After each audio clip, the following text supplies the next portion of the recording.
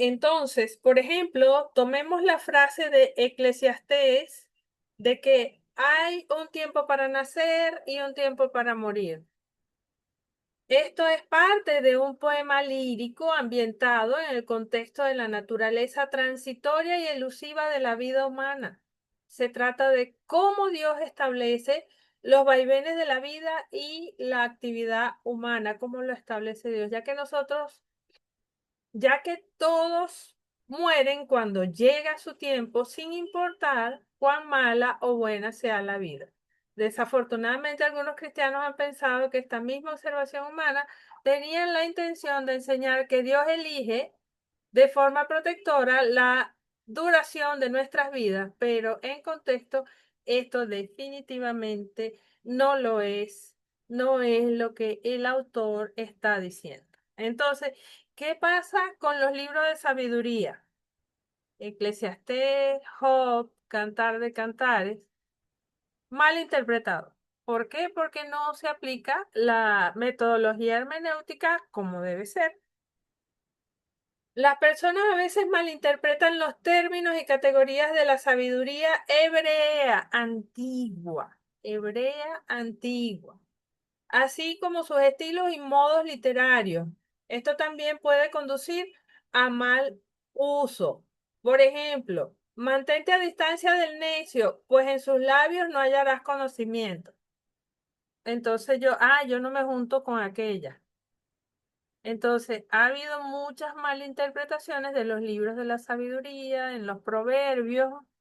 Este, eh, yo no hace mucho le comentaba a una hermana, a mi cuñada, le decía este, que la mujer virtuosa no es compatible con la humanidad real, y que eso no era aplicable para nosotras hoy en día. Entonces, hermana, ¿y de dónde usted saca eso? Bueno, eso no lo saqué yo, eso lo acaba de decir la profe Laura. La profe Laura, el día de la mujer, le mandaron mujer virtuosa aquí en Nayara y ella me dice, acabo de recibir un texto que es incompatible con una mujer real humana. Bueno, pero es que es verdad. El autor lo que está queriendo decir es otra cosa, no que nosotras debemos ser así, porque es imposible. Que tú pases toda la noche tejiendo y te pares a cocinar y sigas planchando y después a lavar pañales y no puedes, humanamente no puedes. Claro, hay que tratar dentro de lo posible, ¿verdad? Pero son verdades o son poemas, son líricas, como yo les decía el otro día. Los salmos son canciones, son alabanzas al Señor. Entonces, para hacer teología o predicar con sabiduría y poesía, hay que siempre respaldar con un buen texto, no sacar del contexto y leer todo el libro y tratar de entender el mensaje original que quiso dar el autor. Entonces, hay cosas en la sabiduría hebrea antigua que no se pueden tomar literalmente y aplicarlas a nuestras vidas, porque entonces podemos terminar reventados. Y Bueno, ya voy, Maribel. Y de manera especial, porque son las tres cosas de los abusos de la literatura de sabiduría. De manera especial, en un discurso de sabiduría como Job, con frecuencia las personas no entienden de qué trata el libro y por lo tanto se equivocan al no seguir la línea argumental. Dime las cosas que dice Elifaz. Yo de una, ay, ¿qué es esto? Y esto es palabra de Dios y esto, ay, Dios mío, ¿qué es esto? Entonces, hay que siempre tener el panorama general del libro, entender que estamos trabajando, leyendo o tratando de entender poesía y que la poesía suele ser hiperbólica, suele exagerar para que llegue al corazón y se impregne en la mente, pero no necesariamente son realidades que son así literales. ¿Tienes la palabra, Mari? sí, son mal interpretados y según lo que me tocó estudiar, Ajá. que eso es parte de lo que tú estás explicando. También yo he escuchado mucho, sobre todo Eclesiastés, que mi papá antes de ser cristiano siempre lo decía, no, que ahí dice, no, que el hombre, todo lo que tiene el hombre, el Señor manda en la Biblia que bebas, comas y te alegres, porque ese es tu trabajo y lo que tú tienes aquí en la tierra. Que Ajá. según decía él y que se lo enseñó un cura que llegó aquí hace muchísimo tiempo. O sea, Ese, decían ese tipo de cosas. ese es el Y todo yo de lo la vida. escuchaba, sí. Tienes Y razón. así lo he escuchado muchas veces de gente que citan Eclesiastés fuera de contexto para, ¿cómo te digo? Como para excusarse, pues, de llevar una vida que no es compatible con Dios. Correcto, exactamente. Muy bien, entonces, fíjense, al final de cada capítulo del libro que ya estamos por terminar de leer, los que yo sí me he leído todos mis capítulos otra vez, página por página. Al final siempre dice las consideraciones hermenéuticas.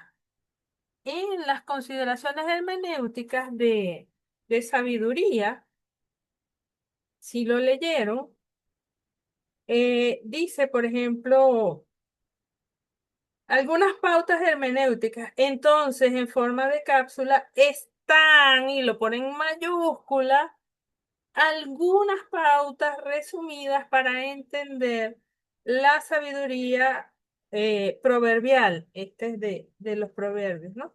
Y de cada libro, él va poniendo sabiduría de Eclesiastés, en Cantar de los Cantares. Y capítulo, en alguna parte, eh, ellos ponen con mucha, a lo mejor ustedes lo van a decir ahorita en la pregunta. La sabiduría es intensamente práctica, pero tiende a no tocar o no tratar asuntos teológicos o históricos, que son tan importantes en lo que es el método histórico gramático. Entonces, cuando nosotros decidamos, o mejor dicho, les doy un consejo, cuando vayan a predicar, o cuando vayan a tratar de entender libros de sabiduría, sean cautelosos en la manera como van a interpretar, porque son libros básicamente poéticos y la poesía tiene su intencionalidad. Ahora, ¿es inspirada por Dios? Es inspirada por Dios. Entonces, tener mucho cuidado en la enseñanza. Porque como decía Maribel y ponía ese ejemplo, este es el todo del hombre, que trabajes, trabajes, trabajes y después comes y te alegres, porque igual todos nos vamos a morir, pues. Igual le pasa al rico que al pobre. No, ya va, ¿será eso lo que el Señor quiere que nosotros entendamos? Entonces, lean siempre al final del capítulo sí, del capítulo que están leyendo o del tema que están leyendo las consideraciones hermenéuticas, porque, vamos, yo he escuchado gente haciendo teología de cosas que son muy poéticas. Entonces, estemos pendientes. Es más, yo creo que estaba escuchando, yo creo que hasta como que lo había bajado por ahí. Déjenme ver. eh, bueno, tendría que salirme y buscarlo para mostrarles a un rabino, hablando del cantar de los cantares y hablando de que el amado era Cristo y el novio haciendo pues la iglesia y nosotros como alegórico. Y realmente las cuestiones hermenéuticas, leyendo todo el contexto, pareciera ser que no es algo alegórico entre el Señor y la iglesia. Pero lo podemos asemejar, sí, porque el Señor nos ama y nosotros a Él. Pero hay que ser muy cauteloso. ¿Cuál sería la sugerencia real? Si van a predicar, por ejemplo, si van a predicar, que es una responsabilidad muy grande, y ustedes le dan a elegir el tema. búsquese algo más, más consono, una carta, una narrativa del Nuevo, del Antiguo Testamento, los Evangelios, por el amor de Dios, el mismo Apocalipsis. Pueden trabajarlo con más seguridad y más responsabilidad y cuando estén más duchos, bueno, se meten hacia los libros más complicados para hacer teología. Ajá, seguimos.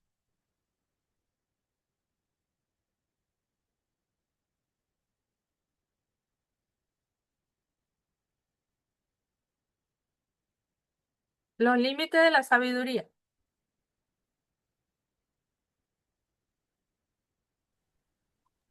Ajá, Aquí todas las- y entonces, en sí, ¿cuál es el significado de sapiensal?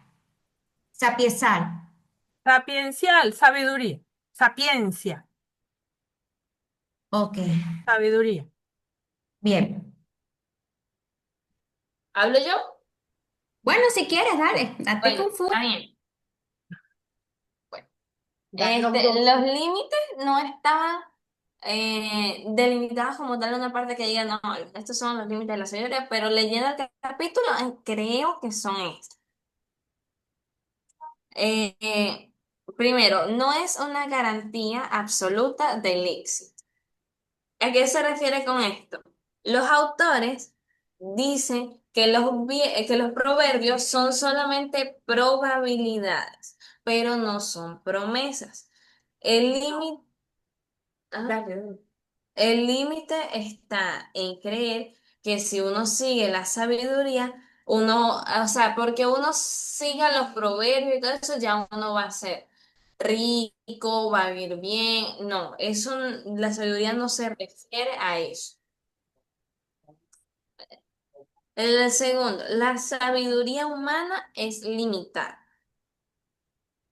Explican que la sabiduría no le responde a todos los porqués de los sufrimientos y de los sacrificios. O sea, la sabiduría humana em, nos ayuda a vivir el aquí y el ahora, ¿verdad? Más no nos va a responder todas las preguntas, no nos va a resolver la vida. No es un sistema de control sobre Dios. La sabiduría no puede manipular a Dios, o sea, porque nosotros seamos sabios, ¿verdad? Que nosotros sigamos cada uno de los proverbios, cada uno de los consejos que dan en ese libro, no quiere decir que vamos a sobrepasar a Dios en ningún momento. Simplemente, de hecho, creo, este es mi parecer, que nadie puede ser completamente sabio. Esto es lo que yo pienso, ¿verdad? Eh, o sea, la sabiduría está limitada. No podemos, se me va la palabra que usa. Ajá, por nuestra sabiduría no podemos obligar a que si nosotros hacemos algo precisamente a que la reacción de Dios o lo que tenga Dios estipulado para nuestras vidas sea exactamente lo que nosotros queremos.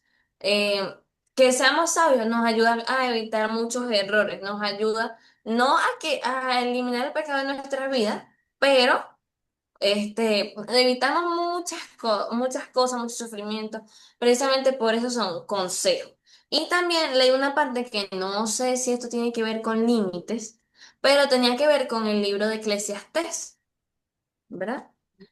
Y leí que los autores le decían que en una parte intentaban encontrar, yo anoté cómo se llamaba, encontrar el sentido de la vida debajo del sol, bajo la perspectiva humana. La sabiduría humana, o sea, la sabiduría sin Dios es como una calle sin, un callejón sin salida. Si la sabiduría es solamente humana, no nos sirve de nada. ¿Por qué? Porque si somos sabios, ¿verdad? Más no tenemos al Espíritu Santo en nuestro corazón, no tenemos a Dios, entonces no nos sirve de nada. También, y ¿cómo es? Y que seamos sabios y todo eso no nos garantiza mucho menos la salvación. Bueno, ese era todo. Ujú. Rosy, si quieres aportar algo más. Tranquilo. Sí, mamá, tranquilo. Voy. Este, bueno, no, vale. Bueno, Valeria lo dijo todo, o sea, Ujú. que pues efectivamente la, la sabiduría no necesariamente, este, bueno, la sabiduría no. Este, aquí dice que no toda literatura es de sabiduría es inherentemente piadosa, ¿no? Es lo mismo que venían hablando anteriormente y lo que decía Valeria, que toda la habilidad de la sabiduría tampoco es justa. Era lo que decía Valeria en sus últimas palabras, ¿no? Y Disculpa que te bueno. interrumpa ahí un momentico, Rosy. No toda la sabiduría del mundo antiguo era piadosa. Ajá. Y, y acabábamos de decir que la piedad es la reverencia ante Dios, ¿sí? La eusebia. La buena reverencia ante el Señor, el temor a Dios. Entonces, no toda la sabiduría está o gira alrededor de la persona de Dios o de la acción del Espíritu Santo en la vida, como decía Valeria. Entonces, los sabios del Antiguo Oriente, ¿qué hacían? Observaban la vida, como el predicador, como el eclesiastés. Observaba la vida y decía, bueno, lo que le acontece al rico también al pobre. El sol sale para todos. Los ricos comen, los pobres también comen. Los ricos se mueren, los pobres también se mueren. Los animales nacen, los hombres también nacen y se mueren.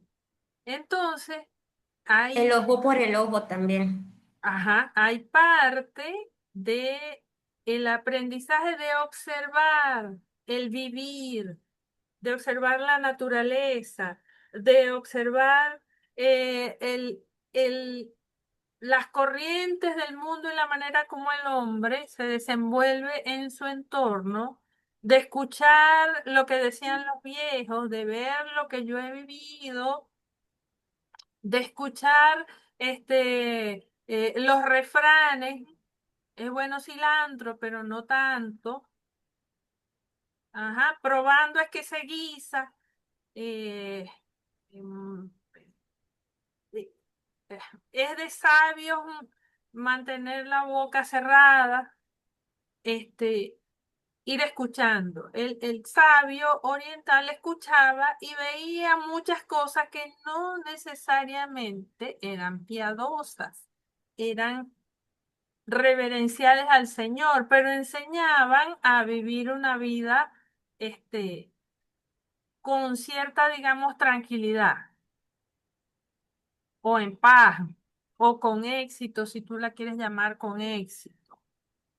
Entonces, esos sabios, de hecho se dice que Salomón escribió no sé cuántos miles de proverbios y cuestiones de la vida diaria que nosotros también tenemos sabiduría venezolana.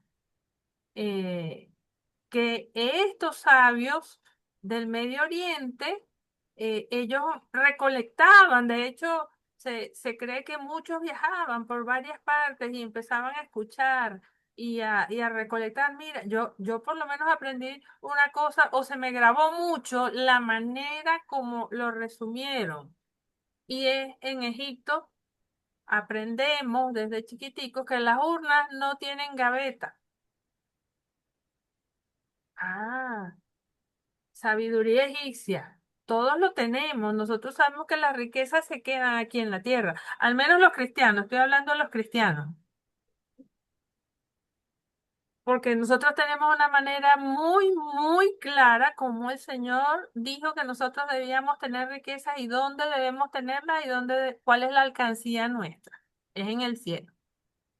Ah, pero ellos la resumen así. Las urnas no tienen gaveta. Entonces, esta gente aprendía y aprendía tantas cosas de la vida diaria, del vivir, de los niños, de la familia, de los animales, de la naturaleza, que los llamaban sabios. Y muchos eran maestros de hijos de ricos o hijos de sus propios hijos. Y les iban enseñando sapienciales, sabiduría, pero no toda era alrededor de Dios, sino, bueno, es bueno cilantro, pero no tanto. No todo era justo. Ujú. Ajá, entonces no todo era piadoso. Entonces hay que tener también cuidado cuando todo es muy también alegórico, figurativo y creer que lo podemos aplicar a nosotros como una mujer piadosa, porque vamos a terminar, pero reventadas, reventadísimas, reventadísimas. Y lo que se está hablando ahí es de un poema. Ajá, Rosy, entonces es importante esa línea que tú estás leyendo ahí, que es la primera donde dice los límites de la sabiduría. Ujú. Ajá, sigue la leyendo. Muy bien, Valeria. Dale, Rosy. No, eso era, bueno, Ok, lo que quería leer, sobre todo por la palabra que era inherente, o sea, que está pegado, o sea, que todo, que era eso, pues, esa parte que me llamaba la atención. ok. Y bueno, Que hay una sabiduría del diario vivir que no es precisamente Eusebia. Reverencia ajá, a Dios. que se pone lo secular con lo... Exactamente. A lo largo del antiguo Medio Oriente había esos maestros sabios y escribas que eran apoyados muchas veces por la gente rica, por la realeza, y la tarea era recolectar para comprender y refinar proverbios, dichos, aforismos, discursos, eh, em, canciones de sabiduría. Entonces, hay que tener en cuenta que tienen esa limitación. Y la sabiduría no cubre toda la vida. Esa es otra limitación. Y es intensamente práctica, pero tiende a no tocar asuntos teológicos o históricos. Entonces, buscar el contexto, por ejemplo, que usted vaya a estudiar el contexto de algún proverbio, eso cuesta muchísimo, porque ¿dónde habrán recolectado esos sabios ese dicho, ese aforismo? ¿Dónde lo habrán escuchado? Yo por lo menos me acuerdo que las urnas no tienen gaveta, lo escuché en Egipto, pero para que Salomón se acordara de todo lo que le venían a contar o de lo que él había visto y de que otras culturas también lo habían visto, es dificultoso y nosotros trabajamos con el método gramático histórico. Entonces, los libros sapienciales, Proverbios, Eclesiastés, Job, Cantar de los Cantares, tiene unas limitantes muy importantes, aunque son muy este, buenas cuando le tomamos de verdad el buen sentido a la cosa. Por ejemplo, el proverbio de las hormigas es sumamente interesante porque dice, ahí hay mucha sapiencia. La hormiga trabaja durante el verano porque cuando el invierno venga ya sabe que va a estar complicada la cosa. Entonces, ¿qué hay detrás de eso? Ahorren, trabajen y ahorren. Entonces, por algo el Señor le dijo en inspiración al autor de los sapienciales, mira, diles que trabajen cuando es tiempo de trabajar y que ahorren, que deben ahorrar, porque hay tiempos buenos de cosechar y hay tiempos en que la cosa aprieta y necesitamos tener algo ahorradito por ahí. Entonces hay que darle la buena interpretación gramaticalmente también y todo el contexto, sabiendo el género literario. No, no hay teología allí, no tiende a tocar asuntos teológicos, eso es importante. Entonces, Bien. por ejemplo, si usted, alguien le, o si usted dice por ahí, bueno, es que los sapienciales no son muy como para predicar, por lo menos dígale, es que no tiende a tocar las cosas teológicas, ¿sí? Sí. Esa sería como una parte cortica que usted le dice, y bueno. No toda es de la piedad y no tiende a ser ni histórica ni teológica, pero por supuesto que si están ahí es porque hay cosas muy buenas y muy interesantes, pero no exagerar. Entonces vamos con Valeria y Maribel. No, conmigo. Valeria ya habló los límites. Ok, Viene ahora los principios de la interpretación de la sabiduría. ajá, exacto. De todas maneras, aquí también las muchachas me pueden ayudar. Bueno, todos, en realidad. Bueno, este, hay cuatro principios fundamentales para abordar la sabiduría hebrea. El primer principio es el principio de la coherencia contextual. Ajá. Aquí para Stuart, el contexto no es solo el capítulo, sino el género literario. Y también dice que la sabiduría debe leerse como un complemento, o sea, como todo. El no aislacionismo, no se puede tomar como un versículo de Proverbios o una queja de Job o como una verdad absoluta y aislada. Era lo mismo que que venía explicando la profe, ¿no? Este, Dentro de ese mismo principio está otro punto que dice que debe de haber un equilibrio temático. ¿Qué quiere decir con esto? Que la sabiduría de causa y efecto, en el caso de los proverbios, debe equilibrarse con una sabiduría reflexiva de Job y Eclesiastés, que tratan las excepciones de la vida y el sufrimiento. Esto es algo que expone el autor del libro. Ujú. Eso sería en el primer principio, en cuanto a la coherencia conceptual. El segundo principio es el de la máxima versus la promesa. Ujú. Ellos aquí explican que este es el pilar central para evitar abusos teológicos. Bien. Y ellos, esto aquí, lo dividen en pautas con no garantías y probabilidades no certeza. ¿Qué quieren decir con pautas no garantía? Por lo menos en el caso de los proverbios, son observaciones generales sobre la vida, no sobre promesas legales ni por profecías de un éxito automático. Exactamente. Ujú. Y en la otra parte es la probabilidad de no certeza que, por ejemplo, cuando se dice instruye al niño en su camino, esto es una pauta de una alta probabilidad, pero no un contrato que obligue a Dios a garantizar un resultado. En el caso de que el ser humano use su libre albedrío para bien o para mal. O sea, Dios manda a los padres, mire, instruye al niño en sus caminos para que cuando sea grande no se desvíe, ¿no? Lo dije con mis propias palabras, chicas. Muy bien, muy bien. Eso no quiere decir que aunque chiquitos se le enseñe, no quiera decir que él en un momento o en una etapa de su vida vaya a hacer cosas no agradables, vaya a vivir la vida loca. No te Eso, asegura que vayas evangélico. ajá. Mm.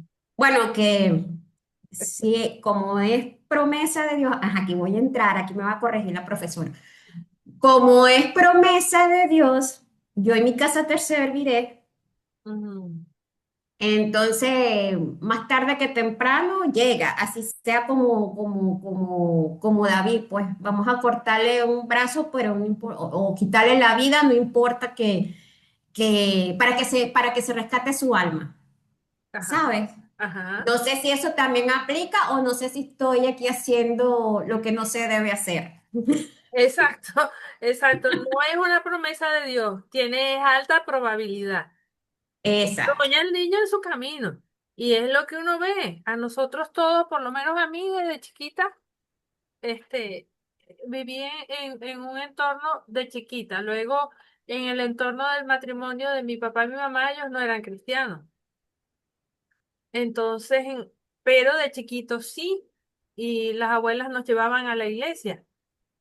Entonces, en el caso de nosotros, al menos Maribel y yo, y ahora Valeria, estamos en los caminos del Señor. Pero Amén. hubo una parte en que no, y yo me echaba los tragos bien profundo y fumaba y grosería y todo lo que tú quieras del mundo. Este, hasta que, bueno, tuve un encuentro con el Señor y no voy a dar testimonio aquí porque se pone muy largo, ¿no?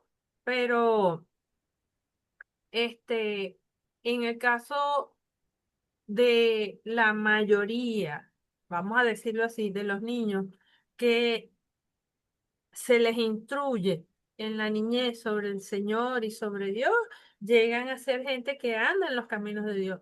Pero como decías bien tú, no es una promesa 100% del Señor, no es una promesa del Señor, es algo que se ha observado, o sea, se ha visto que si instruyes al niño desde chiquitito, a lo mejor es muy probable que llegue a viejo y ande en los caminos del Señor, en piedad. Eh, Exacto. ajá, Exacto. Entonces, el tercer principio es el principio de la orientación teocéntrica. ajá. Aquí el autor se refiere a que la sabiduría no es solo sentido común o astucia para los negocios, es una disciplina espiritual. Ujú, Y él este punto lo divide en dos, que es el temor del Señor y la aplicación normal. En el temor del Señor, él dice que la verdadera sabiduría comienza reconociendo la soberanía de Dios y que sin este fundamento, sin reconocer la soberanía de Dios, la sabiduría se vuelve autosuficiente y egoísta. Y en la aplicación moral, él se refiere a que se debe interpretar la sabiduría implicando una pregunta. Y esa pregunta, él dice que cómo se refleja esta decisión, la justicia y el carácter de Dios. Y no solo cómo me beneficia esto. Eso es en la aplicación moral, que nosotros nos debemos de hacer esas dos preguntas. O sea, ¿cómo se refleja una decisión de justicia según el carácter de Dios? Y ¿cómo me beneficia esto? ¿En qué me beneficiaría a mí esto? En el último principio sería el principio de la precisión terminológica. El autor aquí se refiere que para una lectura eficaz, esto lo voy a leer, es ujú, vital traducir correctamente la mentalidad antigua a la actual. mm, Lo divide en dos categorías, que son la categoría de personas y el lenguaje figurado. En las categorías de personas dice que entender que el necio en la Biblia no es alguien con bajo coeficiente intelectual, ujú. sino alguien con una deficiencia moral que rechaza la corrección. Y yo a todo el mundo le digo, ay, este muchacho sí es necio porque no entiende tal cosa, o sea, ¿no? Ajá. No le hagas caso a ese necio, ya, o si no, en ocasiones hasta yo he dicho, ay, ¿para qué le vamos para qué le vamos a tirar perlas a cerdos si esos no comen? No, o sea, también puesto así, no, no, ese bruto no entiende, es Ajá, necio. exacto, esa es la traducción. Ajá, Pero ve lo que acabas de decir, que es importantísimo irse 2000 años atrás y entender aquella mentalidad y la gramática de esa palabra y qué quería decir. exacto, sí, por lo menos aquí en Argentina, una de las cosas que a mí me impactan es que, por lo menos aquí, tanto los evangélicos, los testigos de Jehová, cualquiera de ellos por lo menos están hablando contigo y tú hiciste algo, entonces ellos vienen y dicen, ay, qué maldito.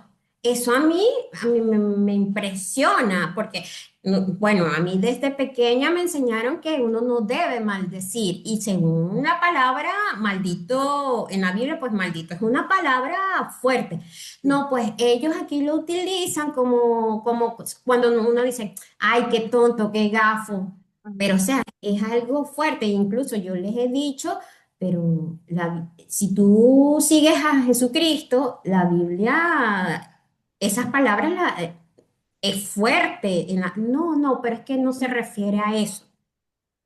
Entonces yo creo que ahí también cae como que esta parte aquí de la categoría de las personas en cuanto al ejemplo de necio, ¿no? Ajá, que hay que Porque investigar maldito, ¿qué bien. significa maldito en la Biblia? Ujú, Tantos años y en el presente. ujú. O sea, eso es un impacto. Ajá, Y la segunda parte es el lenguaje figurado, ah, que en el lenguaje figurado nos dice que debemos reconocer que los libros como Cantar de los Cantares o Proverbios se usan metáforas y paralelismos poéticos que requieren una interpretación que represente su belleza y el propósito original sin literalismos extremos. Esto también, tú lo estabas diciendo al principio, correcto. no ser exagerados Ujú. con el lenguaje figurado. Imagínate, Cantar de los Cantares, prácticamente casi que es un libro erótico. Sí, sí, sí, sí es. Y por ejemplo, fíjate, ¿cómo es? Pon en manos del Señor todas tus obras o tus proyectos y se cumplirán. Ese es Proverbios 16:3. Que tú prediques eso. Y entonces va la gente y hace su emprendimiento y quiebra. Pero si yo pero si, pero es que usted no predicó como debía haber predicado, usted no interpretó bien el sapiencial. Ujú, muy bien. Exacto. Ujú, Y, y para resumir todo esto, ajá, este, para leer eficazmente, se deben recordar que la sabiduría hebrea no busca enseñarnos cómo ser exitosos, era lo que tú decías. Y bajo los estándares del mundo, o sea, el materialismo, hay que ser prudentes y fieles bajo el diseño de Dios, incluso como la vida perece transitoriamente o injustamente, como eso, pues. Como tú decías el ejemplo de que, bueno, yo voy a hacer un emprendimiento, pero vamos a estar claro, Dios nos da dones y también nos da límites de inteligencia, pero si yo no soy buena para los negocios, pero soy buena para otra cosa. Ah, no, pero es que yo lo puse en las manos del Señor y vino el enemigo me tumbó, porque uno siempre le echa la culpa a alguien y sí, siempre es al diablo. sí, sí, sí. Y que a lo Pero mejor, resulta que uno no es bueno por los negocios, pues. sí, a lo mejor Dios nos mandó a ser exitosos fue en la piedad. Exacto. Que podamos tener una batalla espiritual